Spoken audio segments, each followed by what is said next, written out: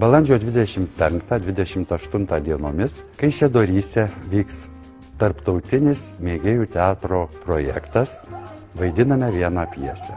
Šiais metais mes vaidiname Bertoldo Brechto Miesčioniškas vestuves.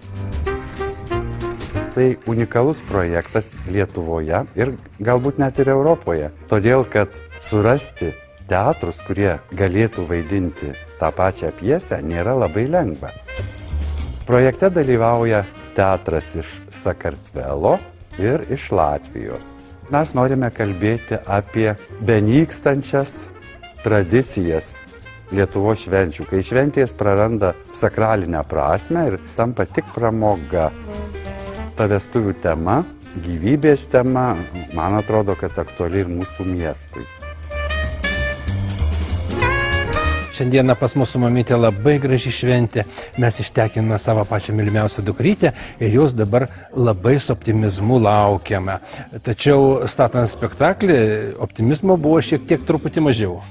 Ar šiuose miesčioniškose vestuvėse yra likę šventumo, kuomet norima pasirodyti tik tai, kai viską paleidi labai lengvai, viską paleidi pramogai ir išoriniam blizgesiui, labai lengvai galim prarasti tas vertybės, kurios yra perduodamos iš kartos į kartą ir mums yra labai brangios.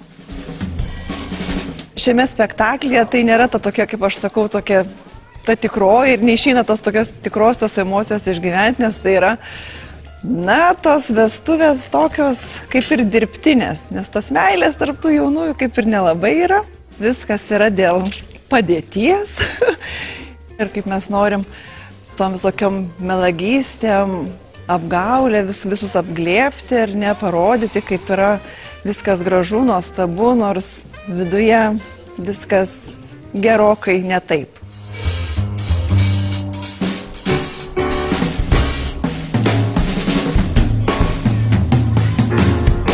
Taigi maloniai kviečiame į vestuves balandžio 25 dieną Kaišiadoryse.